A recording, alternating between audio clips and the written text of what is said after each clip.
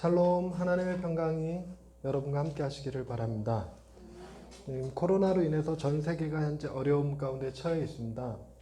자연스럽게 코로나로 인해서 또 하나 밝혀지는 것들이 있죠. 그게 뭐냐면 세계 각국 정상들의 지도력이 지금 시험대에 올랐다, 이런 표현을 쓰고 있습니다. 대개 국가의 재난, 어려움이 닥치면 각국 지도자들의 지지율이 올라간다고 그럽니다. 근데 반대로 다들 올라가는데 떨어지는 국가가 몇 개 있죠. 대표적으로 이웃나라 일본은 이렇게 바닥을 치고 있고, 트럼프 대통령도 이렇게 바닥을 치고 있다고 이렇게 평가들을 하더라고요.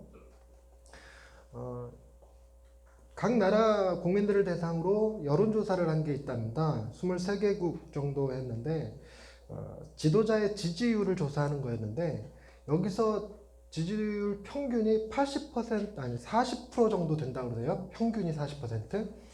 중국이 제일 높게 나왔어요. 중국이 시진핑 주석의 지지율이 86%로 1위를 차지했답니다. 그러니까 이거에 대한 평가는 과연 이게 믿을 수 있는 수치냐, 뭐 이런 얘기가 있기는 합니다만, 반대로 이건 정말 딱인 것 같아 라고 하는 게, 꼴찌가 일본입니다. 아베 5% 지지율이랍니다. 5%. 우리나라는 이 40%보다 높을까요, 낮을까요? 저는 당연히 높지 않을까 생각했습니다. 뭐 여론이 보면 전 세계에서 가장 코로나 대응을 제일 잘하고 있다는 사람이 우리나라 문재인 대통령이라는 평가가 있으니까 높을 줄 알았는데, 세계 평균이 40%인데 한국이 21%입니다. 그러니까 우리나라 국민들이 굉장히 깐깐한 거 아닌가, 아니면 특정 지역에서 여론조사를 하지 않았을까 싶기도 하고요. 어찌됐건 그런 결과가 나왔습니다. 우리나라는 여러 정상들 사이에 있죠. 옆으로 중국의 시진핑, 위로 북한의 김정은, 옆에 일본 아베 이렇게 있고, 미국으로부터 결코 자유롭지 못하니까 미국의 트럼프 대통령까지 주변 강대국들의 정상들입니다. 근데 대부분 가만히 보면 중국이나 북한 역시 독재자 같은 느낌이고요. 공산주의니까. 근데 일본도 아베가 워낙 장기 집권을 해서 독재자 같은 느낌이 들기는 합니다. 그리고 도널프 맞나요? 도널프 트럼프 대통령, 뭐라고 그래야 돼? 도널드. 제가 어디 가서 강의하면서 부처 이름이 생각이 안 나서 고타마 시타르타를 고타르타 시타르타로 해갖고 망신한 적이 있었는데, 도널드 트럼프 대통령이 그 코로나19 대응법에 관해서 계속 브리핑하다가 한 번은 그런 얘기한 적이 있었습니다. 소독제가 코로나 바이러스를 퇴치하는 데 도움이 되니까 그걸 몸 안에 주입하면 어떻게 될 것이냐, 그거 한번 연구해봐라 그랬다가 미국이 한바탕 뒤집어졌죠. 근데 그러고 나서 언론들이 계속 소독제를 마시거나 주입하면 절대로 안 된다고 계속 방송하는데도 불구하고, 트럼프 말을 믿는다고 그거 마셨다가 탈난 사람들, 뭐 죽은 사람도 있다고 그러고, 정말 이해 안 되는, 그 정도 되면 종교, 트럼프 대통령을 교주로 하는 종교가 아닐까 싶긴 합니다. 근데 여러분 가만히, 그러니까 제가 종교인으로서 이런 말을 하는 것이 온당한가 하는 거에는 조금 의심의 여지가 있긴 합니다만, 시진핑, 김정은, 아베, 트럼프, 그들이 우리의 대통령이 아닌 게 너무 감사해요. 문재인 대통령에 대한 평가가 어떨지는 몰라도 최소한 그들보다는 낫지 않나, 이런 생각을 해봅니다. 근데 트럼프 대통령 외에도 이번 코로나 사태로 주목받은 대통령이 몇 명이 있는데, 그 중에서 벨라루스의 대통령이 루카센코라고 하는 대통령이 있는데, 그 대통령은 그랬답니다. 이 코로나 바이러스는 보드카로 이겨낼 수 있다. 보드카 많이 마셔라. 보드카는 다 죽인다. 사람도 죽일 것 같은데 어찌됐건 그렇게 얘기를 하고, 전염병 공포는 그냥 정신병이다 라고 치부해버렸다고 그래요. 그래서 많은 비난을 받고 있다고 하는데, 그래도 연일 TV에 가장 안 좋은 대통령으로 손꼽히는 인물이 브라질 대통령이더라고요. 브라질 대통령의 이름이 참 특이합니다. 자이르 메시아 보우소나르 대통령입니다. 중간에 이름이 메시아가 들어가요. 그러니까 이제 이 코로나 바이러스가 너무 심각해지니까 이 대통령이 그런 말을 했다고 그래요. 내 이름이 메시아이기는 하지만 그렇다고 해서 내가 기적을 행할 수는 없지 않겠습니까? 뭐 그랬다는 거예요. 근데 여러분, 저는 이 얘기를 듣는데 그런 생각이 버뜩 들었습니다. 지금 이 브라질 대통령은 정말 메시아에 대한 개념이 너무 왜곡됐다. 여러분, 우리가 메시아를 생각할 때 그분이 기적을 행하기 때문에 메시아일까? 오늘 본문 말씀은 이것에 대해서 한번 생각해 볼 수 있는 기회를 우리에게 주고 있습니다. 오늘 17장에 기록되어져 있는 말씀들은 예수님의 대제사장적 기도문이라고 알려져 있는 본문입니다. 예수님이 하나님께 기도하셨던 그 내용을 볼 수 있는 유일한 본문이기도 한데요. 여러분, 대제사장적 기도라는 게 무엇을 의미하냐면요, 구약시대의 제사장들이 그 백성들을 대신해서 화목제물을 드릴 때, 화목제물을 드리기 전에 하나님 앞에 하는 기도가 있습니다. 그 기도를 대제사장 기도라고 하는데, 예수님은 십자가를 지시기 전 자기 자신을 제물로 삼은 상태에서 제사를 지내기 전에 대제사장들이 했던 그 기도를 지금 하고 계시는 거예요. 그래서 이 기도는 앞서서 제자들에게 고별 설교를 쭉 하셨는데, 고별 설교 이후에 설교를 마무리하시고 하시는 기도였습니다. 근데 앞에 고별 설교 맨 마지막은 어떻게 기록되어 있는가? 16장 33절을 보시면 고별 설교의 결론처럼 이렇게 얘기합니다. 이것을 너희에게 이르는 것은 너희로 내 안에서 평안을 누리게 하려 함이라. 세상에서는 너희가 환난을 당하나 담대하라. 내가 세상을 이기었노라 라고 얘기를 합니다. 그런데 여기서 말하는 이것이라는 것은 또 그 앞절이겠죠. 여러분, 우리가 이 말씀만 딱 읽고 생각하면, 33절만 딱 생각하면 이것이라는 것이 뭔가 굉장히 탁월한 능력 같은 느낌, 내가 메시아냐, 능력, 기적을 내가 어떻게 행해 라고 얘기했던 그 기적쯤에 해당하지 않을까 싶은데, 32절 보세요. 보라, 너희가 다 각각 제 곳으로 흩어지고 나를 혼자 둘 때가 오나니 벌써 왔도다. 그러나 내가 혼자 있는 것이 아니라 아버지께서 나와 함께 계시느니라. 뭔 얘기죠? 예수님이 지금 당신이 3년 동안 동고동락했던 제자들에게 다 버림받고 홀로 외로이 십자가를 지시게 된 이 사건을 두고 뭐라고 얘기하냐면, 너희가 평안을 누리게 하기 위해서 내가 이 얘기를 하는 거야. 여러분, 이걸 이해하는데 굉장히 큰 노력이, 수고가 조금 필요합니다. 그러니까 베드로가 예수님을 3번 부인하잖아요. 예수님을 3번 부인하는데, 예수님이 앞서서 베드로에게 예언을 하셨어요. 네가 오늘 밤 다 굴기 전에 나를 모른다고 3번 부인할 거야 라는 얘기를 했습니다. 그래서 베드로가 예수님을 3번 모른다고 부인하고 닭이 울자, 그때서야 주님이 하신 말씀이 생각나서 바깥에 나서 펑펑 울었는데, 이 베드로가 왜 그 생각나자 나가서 울었을까? 이걸 좀 깊이 생각해 보면, 여러분, 예수님은 베드로가 부인할 것을 아신 겁니까? 모르신 겁니까? 아신 거죠. 아셨으니까 최소한 베드로에게 내가 너 참 이럴 줄 몰랐다 이런 표현은 못 쓰세요. 내가 너한테 실망했다 이런 표현도 하실 게 아닙니다. 예수님은 지금 뭐 한 것이냐면, 베드로의 연약함을 알고 계셨고 그 연약함을 예수님이 친히 담당하실 거라는 것이죠. 그러니 베드로가 자기의 허물을 알고도 그동안 자기를 수제자 삼아주셨고 사랑하여 주신 것에 대한 기쁨, 감사, 감격, 감동이 그 안에 있는 건데, 이 말씀도 마찬가지입니다. 너희들이 제각기 다 흩어지고 나를 버리고 나를 혼자 놔두겠지만 내가 모르는 게 아니야, 안다라는 거예요. 제자들 역시 예수님의 이 말씀을 당시에는 기억을 못했지만 예수님이 십자가에 죽으시고 부활하시고 난 다음에야 비로소 깨닫는 거죠. 깨달아서 뭘 깨닫냐면, 주님은 우리를 아셨구나. 그럼에도 불구하고 친히 이 말씀을 하심으로 우리가 주님으로부터 두려움을 갖지 않게 하는 것. 우리가 보통 그 복수당하는 건 차마 그럴 줄 몰랐어야 복수당하는 거지, 우리가 자식을 키우면서 얘가 이 다음에 커서 나 버릴 거야 라고 생각하고 키웠는데 얘가 나 버렸다고 실망할 일이 뭐 있겠습니까? 근데 안 버릴 거야, 얘는 결코 안 버릴 거야, 얘는 말끝마다 맨날 아빠랑 결혼할 거라고 그랬더니 이게 고등학교 졸업하자마자 남자 생겼다고 아빠는 쳐다도 안 보고, 그러면 배신감 느껴지는 거죠. 이걸 살려 죽여 이런 느낌 들 정도로. 근데 예수님은 그렇지 않았다는 겁니다. 바로 이런 평안에 대한, 너희들의 잘못에도 불구하고 죄악에도 불구하고 내가 이 얘기를 하는 것은 너희들의 마음에 평안을 주기 위함이고 담대함을 주기 위함이야. 그리고 나서 대제사장의 기도를 하는데, 놀라운 건 8절 말씀을 한번 보십시다. 8절 말씀 함께 읽겠습니다. 시작.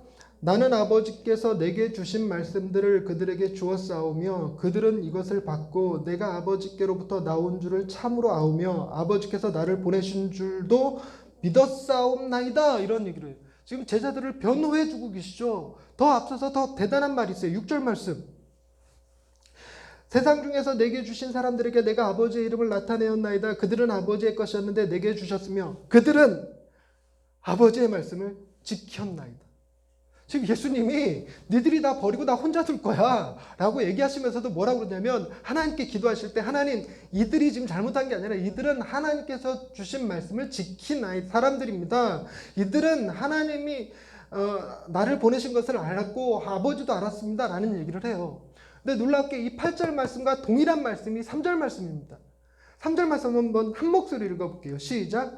영생은 곧 유일하신 참 하나님과 그가 보내신 자 예수 그리스도를 아는 것이니이다. 놀라운 것은 영생의 의미가 하나님께서 자기를 보냈다는 사실을 아는 것이에요. 그리고 하나님을 아는 것이에요. 근데 예수님이 너희가 나를 버린다고 하는데도 불구하고 하나님께는 그들이 나를 알고 나를 보내신 하나님을 믿는다라는 말씀을 하셨다는 얘기는 결국 그들에게 무엇이 있어야 된다는 얘기예요? 영생. 주님은 그들에게 영생이 있어야 된다는 얘기를 하신 겁니다. 그런데 이렇게 접근하는 방식에서 제가 오늘 각국 지도자에게를 꺼낸 이야기가 뭐냐면 2절 말씀 때문에 그렇습니다. 2절 말씀 한번 보십시다. 다 같이 읽을게요. 시작. 아버지께서 아들에게 주신 모든 사람에게 영생을 주게 하시려고 만민을 다스리는 권세를 아들에게 주셨음이로소이다. 여러분, 만민을 다스리는 권세를 하나님이 아들에게 주셨어요. 우리는 우리를 다스릴 수 있는 권세를 대통령에게 주었고 총리에게 주었습니다. 그런데 우리가 준 권세로 그들은 뭘 하느냐예요. 그들은 뭘 할까? 여러분, 정말 국민을 두려워하고 국민을 위해서 일하는 대통령, 그거 정말 소중한 대통령이죠. 과연 그런 대통령이 있을까? 말로는 그렇게 하지만 결국은 자기 실적 채우고 공로 채우고 자기 뒤로 뭐 이권 챙기고 막 이러는 거 하지 않을까요? 지금 트럼프 대통령이 열심히 중국을 비난하고 중국 때리게 하는 이유가 뭐 자기 재선 때문에 그런 거라고 이런 얘기하고 뭐 지금 봉쇄를 풀면 안 되는데 봉쇄를 풀어갖고 미국의 확진자가 갑자기 또 확 늘었잖아요. 근데 봉쇄를 푼 이유가 자기 재선 때문에. 결국은 자기 이익 때문에 뭘 하고 있는 거냐면 국민들을 사지로 몰아넣고 있지 않냐는 겁니다. 많은 대통령들이 다 그렇게 해요. 북한의 김정은도 마찬가지고 시진핑도 아베도 다 마찬가지고 문재인도 같은 거 아닐까? 누구가 보기에는 또 그럴 수도 있습니다. 누가 보기에는. 제가 보기에는 아닐지라도. 그런데 주님은 어떠셨을까? 예수님은 우리가 준 권세가 아니라 하나님이 진짜로 우주를 창조하시고 우주를 통치하시고 우주를 다스릴 수 있는 권세를 가지신 그분이 그 권세를 아들에게 줬는데 아들은 그것을 무엇에다 썼을까? 그것을 무엇에다 썼냐면 2절 말씀에 아들에게 주신 모든 사람에게 영생을 주게 하려고. 여러분, 우리가 단순히 죽지 않게 하는 것만 해도, 그래서 보건을 잘 관리해서 코로나로 인해서 희생당하는 일이 더 이상 없게 해주기만 해도 다행인데, 예수님은 당신이 가지신 권세를 가지고 무엇을 최우선으로 했냐면 우리에게 영생을 주는 것에, 우리가 영생을 누리는 것에 그 권세를 사용하고 계신다는 겁니다. 그런데 가만히 생각해 보면 메시아라고 이름 지어진 브라질 대통령이 내가 무슨 이름이 메시아이긴 하지만 그렇다고 기적을 행할 수 있느냐? 과연 예수님은 우리에게 영생을 주시기 위해서 기적을 행하신 거냐? 아닙니다. 놀라운 건 그게 아니라는 겁니다. 요한복음 10장 18절로 한번 넘어가 봅시다. 성경에 예수님의 권세에 관해서 나오는 이야기가 몇 구절 없는데 가장 직접적으로 언급되는 구절이 요한복음 10장 18절입니다. 요한복음 10장 18절 한 목소리를 읽을 거예요. 요한복음 10장 18절 말씀.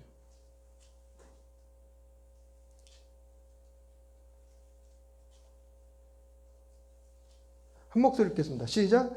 이를 내게서 빼앗는 자가 있는 것이 아니라 내가 스스로 버리노라. 나는 버릴 권세도 있고 다시 얻을 권세도 있으니 이 계명은 아버지에게서 받았노라. 하나님에게서 받은 권세가 무엇이냐면 자기의 생명을 버릴 권세라는 거예요. 버릴 수도 있고 얻을 수도 있는데 주님이 선택한 것은 무엇일까? 같은 장 15절 말씀. 같은 장 15절 말씀. 10장 15절이죠. 아버지께서 나를 아시고 내가 아버지를 아는 것 같으니 나는 양을 위하여 목숨을 버리노라. 주님이 우리에게 영생을 주시는 것은 그 권세를 막 그 로마를 초토화시키고 죄 지은 사람들 다 지옥 보내고 이 세상을 확 다 뒤집어 엎어서 주시는 방식이 아니라 자신의 목숨을 버리는 것으로 그 권세를 사용했다는 거예요. 여러분, 예수님의 생명이 단순히 우리의 생명같이 그런 생명이 아니라 하나님의 생명이거든요.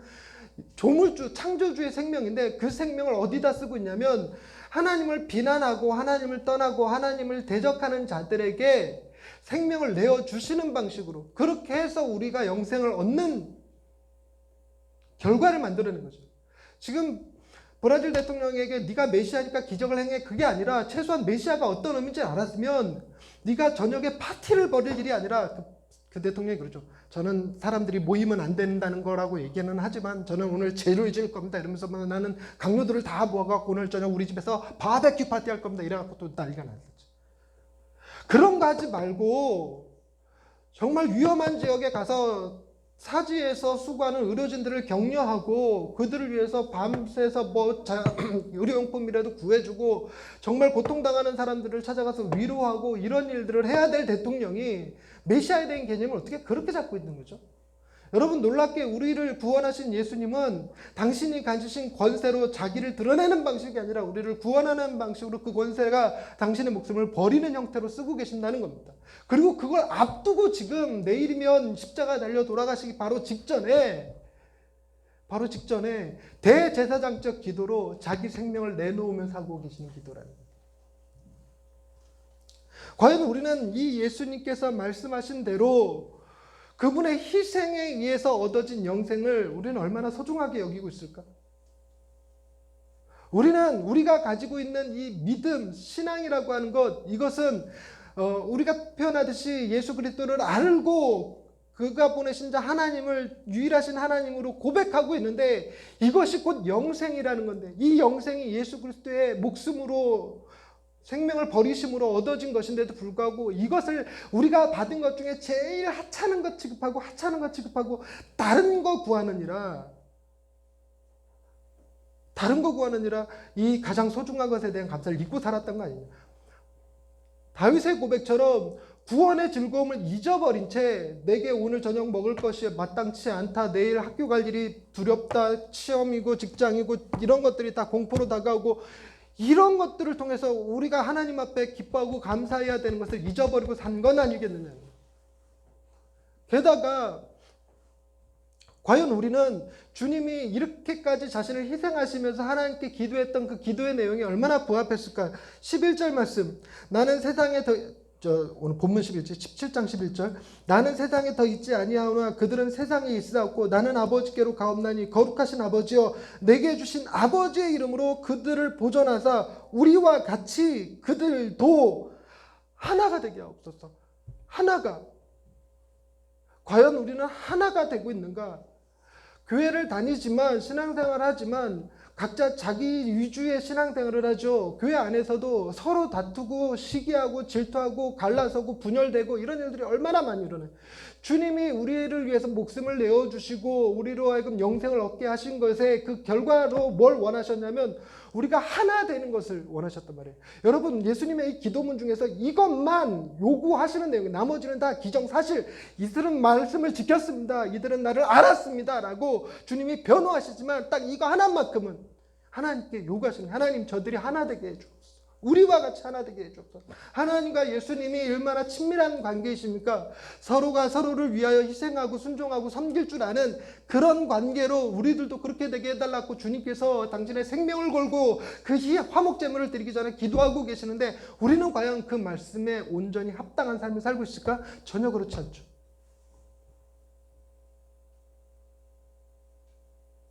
정말 안타까운 겁니다. 교회 안에서 교단끼리 다양한 삶의 자리에서 보면 다른 사람 비교할 게 저 하나를 두고 봐도 마찬가지. 여러분, 우리 하영남의 이 동네에 교회가 얼마나 많이 있습니까? 지금 저랑 교제하는 목사님들, 이렇게 관계를 맺고 계신 목사님들만 해도 한 30-40분 되는데 그 중에서 제일 교회가 부흥했으면 좋겠다 싶은 교회가 어딜까요? 내가 말하는 건 여기. 다른 교회가 부흥에 대한 소식 들으면 내 마음이 기쁠까요? 질투가 날까요? 질투가 나요. 근데 더 심각한 건 뭐냐면 어느 교회가 문제가 생겨갖고 교회가 흔들려서 교인들이 흩어졌대더라 라는 얘기를 들으면 아이고 안 됐다 어떻게 하면 좋냐 이 생각이 먼저 들까요? 우리 교회는 왜 안 올까 생각 들까요? 저 자신만 봐도 과연 주님이 내 모습 보면서 당신의 목숨을 바쳐서 십자가에 죽으시고 그러면서까지 기도했던 그 기도가 얼마나 문제가 됐나 싶은 생각을 하시지 않을까요? 우리는 참 부끄러운 존재들입니다. 주님이 우리가 하나 되기를 바라는 것은 어떤 관점에서 하나가 되기를 바라셨을까? 우리가 서로 양보하고 서로를 섬기고 서로에게 종노릇하고 우리가 가진 자유로 다른 사람들을 억압하는 것이 아니라 스스로 멍에를 메고 스스로 다른 사람들을 섬기며 낮은 자의 자리에서 발을 씻어줄 수 있는 사람들 그렇게 되는 것 그것이 무엇을 의미하는 것일까? 세상의 가치 기준으로 보면요. 세상의 가치 기준은 그렇게 낮은 자리에서 섬기는 자가 실패자예요. 성공한 사람은 그들의 섬김을 받는 사람들이 섬기는 자죠. 어제가 노무현 대통령 서거 몇 주년인가 뭐 그래갖고 기념 행사가 있었죠. 거기에 노무현 대통령의 그 뭐 표 같은 거 낮은 사람, 겸손한 권력, 강한 정부라고 하더라고요. 그러면서 어제 나왔던 일화는 그거더라고요. 노무현 대통령이 대통령 되시기 전에 길에서 뭘 하고 계실 때 노무현 대통령을 알아보지 못했던 당시 스타 정치인이었는데 알아보지 못했던 택배기사가 그 노무현 대통령한테 길을 물어봤는데 하던 일 멈추고 자세하게 길 안내해 줬던 것을 사진과 함께 글이 올라왔더라고요. 그러면서 겸손한 사람이라고 천성적으로 겸손한 사람이었다. 그래서 정말 국민을 위해서 일할 수 있는 사람을 뽑는다는 것, 그 참 우리가 총선을 이번에 21대 총선을 했지만 과연 이 가운데 자신의 권력을 겸손하게 여기고 자신의 지역구 주민들에게 봉사하고 섬길 수 있는 사람 몇이나 될까 싶은 생각을 하게 됩니다. 그 사람들을 왜 못 믿냐? 내가 내 자신을 보면 그래요. 사람이 이 모양인데 종교인인 나도 이러는데 그들이라고 오죽하겠나 싶은 생각도 있는 거죠. 그런데 주님은 영화로운 주님이 오늘 설교 제목인데 27장 1절서부터 5절까지 읽어보면 그 사이에 가장 많이 등장하는 단어가 영화라는 단어입니다. 1절 말씀 보십시다. 예수께서 이 말씀을 하시고 눈을 들어 하늘을 우러러 이르시되 아버지여 때가 이르렀사오니 아들을 영화롭게 하사 아들로 아버지를 영화롭게 하여 주옵소서라고 얘기합니다. 지금 여러분 이 말씀은 지금 현재는 예수님이 영화로운 겁니까 아닙니까? 아닌 거예요. 여러분 이 개념을 잘 잡으셔야 돼요. 지금 주님은 영화롭게 된 게 아닙니다. 그럼 원래 주님은 어떤 분이셨을까? 5절 말씀 보십시다. 아버지여 창세전에 내가 아버지와 함께 가졌던 영화로서 지금도 아버지와 함께 나를 영화롭게 하옵소서. 지금 예수님은 창세전에 이미 주님 안에서 영화를 누리던 분이세요. 주님이 우리에게 오셔서 십자가를 지셨다는 사실이 우리에게 지금 놀라운 충격, 감동, 은혜처럼 다가오지만 여러분 그 죽음도 위대한 것인 건 맞아요. 그것이 제일 백미고 최고인 건 맞지만 여러분 그 영화를 가지셨던 분이 그 영화를 내려놓고 이 땅에 내려오셔서 뭐 할 준비하고 계시냐면 제자들로 하여금 버림받을 준비하고 계시잖아요. 이렇게까지 비참한 자의 자리를 영화로 오셨던 분이 내려와서 하고 있어요. 여러분 이게 쉽지 않은 거 아시죠? 우리는 쉽지 않아요. 저 같은 경우는 그죠? 우리 대표적인 게 여러분 차는 낮춰서 못 탄다고 그러죠. 저 베르나로부터 시작해갖고 지금은 그랜저 타고 있습니다. 꽤 성공한 것 같지만 어쨌든 베르나 새 차를 타다가 그랜저 10년 된 차를 타는 식으로 들었는데 차를 작은 걸 못 타겠어요. 줄여서는. 키워서는 탄다지만. 그런데 저더러 뜬금없이 다 버리고 자전거 타고 다니세요. 제가 그 자전거 타고 못 피하세요. 그럼 할까 과연? 내가 이렇게 목회하다가 우리나라가 코로나 사태로 경제가 폭망하고 70년대, 80년대로 돌아가서 이제 목사가 교인들 돌아가시면 염을 해야 되는 상황이 되면, 전 염을 배우지 않았지만 저희 선배님들은 염을 배우셨거든요. 뭐 배웠으나 쓸 일은 별로 없을지 않는데 어찌됐건 염은 신학 교육 중에 하나였어요. 그런데 제가 염을 해야 되기 위해서 그때쯤 되면 이제 그 교단 차원에서 보수 교육 같은 걸 하면서 염 가르쳐 줄 겁니다. 교인들 염 해주라고. 그럼 내가 목사 계속 할까? 여러분, 낮아지기가 쉽지 않습니다. 더더군다나 창세전에 그 놀라운 영화를 누리셨던 그분이 자신의 것을 내려놓고 싶다? 그건 쉬운 일이 아니겠죠. 근데 놀라운 것은 주님이 그 창세전에 누렸던 영화를 다시 회복하는 방식으로 뭘 쓰고 계시냐면, 다시 한번 말씀을 보시면 17장 1절 말씀 하반절에 아들을 영화롭게 하사, 이게 뭔 말일까요? 십자가에서 죽는 걸 의미하죠. 지금 주님이 하나님께서 명하신 모든 이들에게 버림받고 하나님에게조차 버림받는 그 십자가, 그 십자가를 감당하는 그 일을 지금 주님이 뭐라고 그러냐면 영화라고 얘기를 하는 거예요. 예수님이 몸소 보이신 영화가 뭐냐면 사랑하는 그분의 명령에 순종하고 그분을 섬기고 목숨까지 내어주는, 그런 목숨을 내어주는 순종까지 행하시는 것을 결코 천한 것이라고 얘기하지 않는다는 거예요. 그것이 결코 실패라고 얘기하지 않는다는 겁니다. 우리가 하나 되는 방식이 바로 예수님께서 하나님께 하셨던 방식이에요. 그 방식으로 크고자 하는 자는 작은 자가 되어야 되고 섬기는 자가 되어야 된다는 원리, 그러므로 인해서 나중된 자가 먼저 되는 놀라운 기적 같은 역사를 우리에게 보여주시는 것, 그것이 영화로운 방법이라는 것입니다. 그리고 또 하나는 당신이 예수 그리스도, 당신이 영화롭게 되는 일이, 당신이 하나님께 순종하여 십자가에 죽으시는 그 일이 누구도 영화롭게 되는 거냐? 아버지도 영화롭게 되는 거예요. 지금 주님은 자기가 영화롭게 되기 위해서 얘기하는 것이 아니라 자기가 영화롭게 됨으로써 하나님이 영화롭게 되는 것을 의미합니다.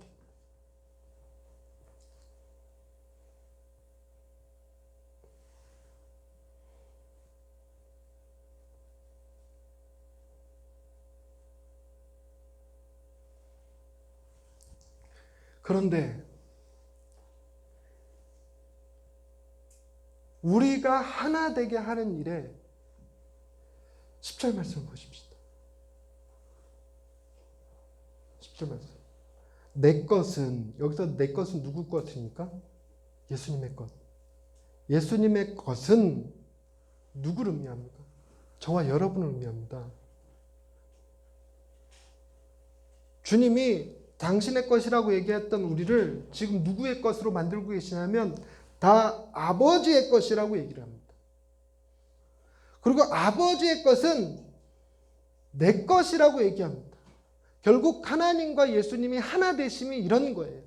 자신의 소유가 아니라 우리를 다 서로에게 이렇게 이양해 주는 방법으로 소개하고 있습니다. 그런데 그 뒤에 말이 더 기가 막힌 거예요. 함께 읽겠습니다. 하반절 시작. 내가 그들로 말미암아 영광을 받았나이다.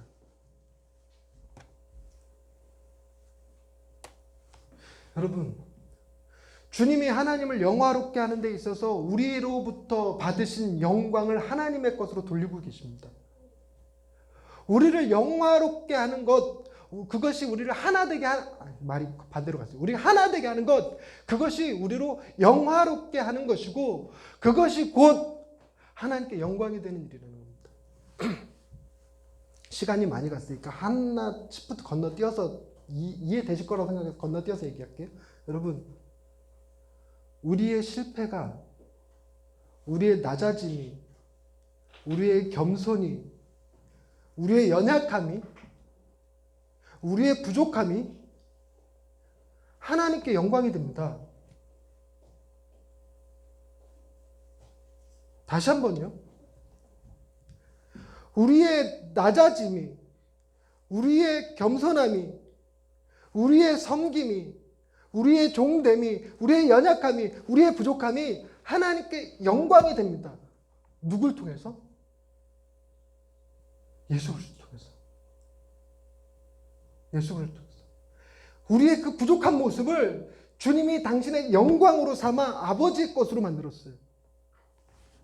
우리의 부족함이 왜 그분에게 영광이 되었을까? 우리의 부족함을 주님이 친히 담당하시고 십자가에 달려 죽으심으로 우리에게 주님이 절대적으로 필요한 존재 되게 하셨죠. 그래서 주님을 떠나서 살 수가 없어요.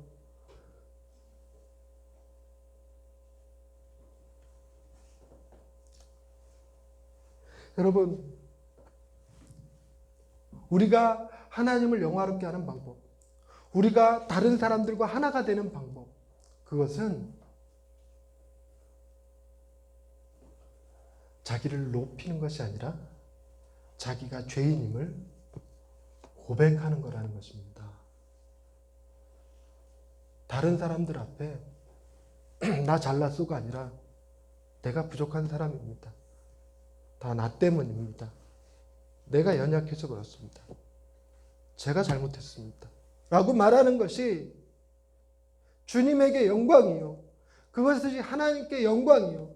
그것이 우리가 하나 되는 길이요. 주님이 우리를 영화롭게 하시는 방법이라는 것입니다.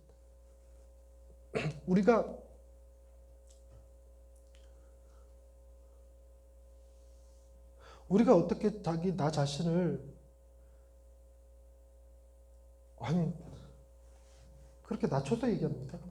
다른 세상 사람들 보면 심리학자들이 보면 그렇게 자존감이 낮아서 어떻습니까? 라고 얘기할 텐데, 여러분, 우리가 우리를 죄인이라고 얘기하는 건 나는 잘못한 게 하나도 없는 것 같은데도 불구하고 예수님이 나를 위해서 십자가에 달려 돌아가신 것 보니까 나는 내가 생각하는 것보다 훨씬 더 악한 죄인이구나. 그래서 내가 내 죄를 고백하는 데 있어서 두렵지 않고 부끄럽지 않을 수 있는 힘이 어디서 나올까? 여러분, 우리는 죄인이지만 동시에, 아주 동시에 조금도 차이 없이 그와 동시에 하나님의 가장 큰 사랑받는 자녀라는 사실이에요. 하나님의 형상으로 창조되었고 예수 그리스도의 피로 값주고 사신 바 되었으며 성령이 우리 안에 거하심으로 우리가 하나님의 성전이 되는 이 놀라운 가치의 변화.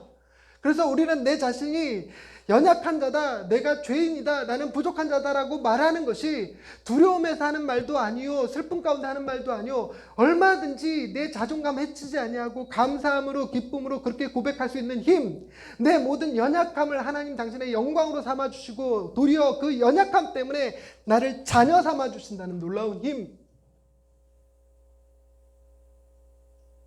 그래서 결국은 주님의 영화로움처럼 우리도 영화롭게 하실 거라는 그 힘, 그것이 우리를 겸손하게 만듭니다.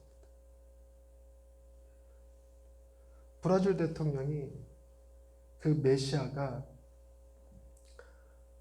기적에서 나오는 것이 아니라 겸손함에서 나오는 것이라는 사실을 알았더라면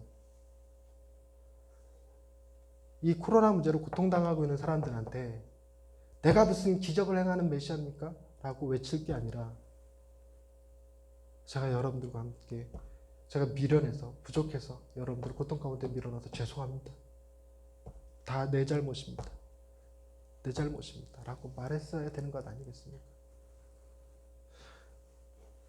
여러분, 저와 여러분들은 아직은 온전히 자기의 연약함을, 죄인됨을 고백할 수 없을지라도 주님을 계속 바라보고 묵상하시면 주님이 우리의 마음을 겸손하게 하시고 낮아짐으로 인하여 하나님과 함께하는 영광을 누리게 하실 줄 믿습니다.